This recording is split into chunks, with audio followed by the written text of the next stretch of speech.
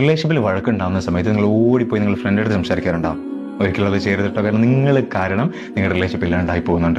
പലപ്പോഴും നിങ്ങൾക്ക് തോന്നാറില്ല നിങ്ങളുടെ ഫ്രണ്ട് നിങ്ങളെ മനസ്സിലാക്കുന്ന പോലെ നിങ്ങളുടെ പാർട്ണർ നിങ്ങൾ മനസ്സിലാക്കിയിരുന്നുവെങ്കിൽ ഈ ചിന്ത ഒരുപാട് വന്നു കഴിഞ്ഞാൽ ആ റിലേഷൻഷിപ്പ് സ്ട്രോങ് ആയിട്ട് മുന്നോട്ട് പോകും. വിഘടിച്ച് ഇല്ലാണ്ടാവുകയല്ലേ ചെയ്യുക. പിന്നെ എന്തുകൊണ്ടാണ് നിങ്ങളുടെ ഫ്രണ്ട് നിങ്ങളെ മനസ്സിലാക്കാൻ പറ്റുന്നത്? നിങ്ങളുടെ ഫ്രണ്ട് അടുത്ത് പോയി നിങ്ങൾ ആരുടെ കുറ്റങ്ങളാണ് പറയുന്നത്? നിങ്ങളുടെ ഫ്രണ്ടിന്റെ കുറ്റമാണോ? അല്ല, നിങ്ങളുടെ പാർട്ണറുടെ കുറ്റങ്ങളാണ്. മറ്റൊരാളുടെ കുറ്റം കേൾക്കാന്ന് പറഞ്ഞാൽ ആളുകൾക്ക് വളരെ എളുപ്പമുള്ള കാര്യം. പക്ഷെ സ്വന്തം കുറ്റം കേൾക്കാന്ന് പറഞ്ഞാൽ അത് സഹിക്കില്ല. നിങ്ങൾ പോയി പറഞ്ഞു നോക്കിയാൽ നിങ്ങളുടെ ഫ്രണ്ട് അടുത്ത് നിന്റെ സ്വഭാവം എൻ്റെ ഭാര്യയുടെ സ്വഭാവം ഒരേപോലെയാ എന്നെങ്ങാനും പറഞ്ഞാൽ പിന്നെ അയാൾ നിങ്ങളെ കേൾക്കാനുണ്ടാവോ? ഇല്ല. അതുകൊണ്ട് മനസ്സിലാക്കുക, റിലേഷൻഷിപ്പിൽ വളർച്ചപ്പെടുണ്ടാവുമെന്നറിയാം.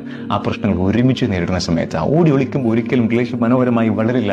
പ്രശ്നങ്ങൾ ഉണ്ടാകും. പക്ഷേ ഈ പ്രശ്നങ്ങൾ പരസ്പരമുള്ള സ്നേഹം കൂട്ടാനുള്ള ഒരു ഉപാധിയാണ്, ഓപ്പർച്യൂണിറ്റിയാണെന്ന് മനസ്സിലാക്കിക്കൊണ്ട് രണ്ടുപേരും കൂടി ഒരുമിച്ച് ആ റിലേഷൻഷിപ്പിന് വേണ്ടി പണിയെടുത്ത ഏറ്റവും മനോഹരമായ ഫ്രണ്ട്ഷിപ്പില്ലേ ആ റിലേഷൻഷിപ്പിലുണ്ടാവും.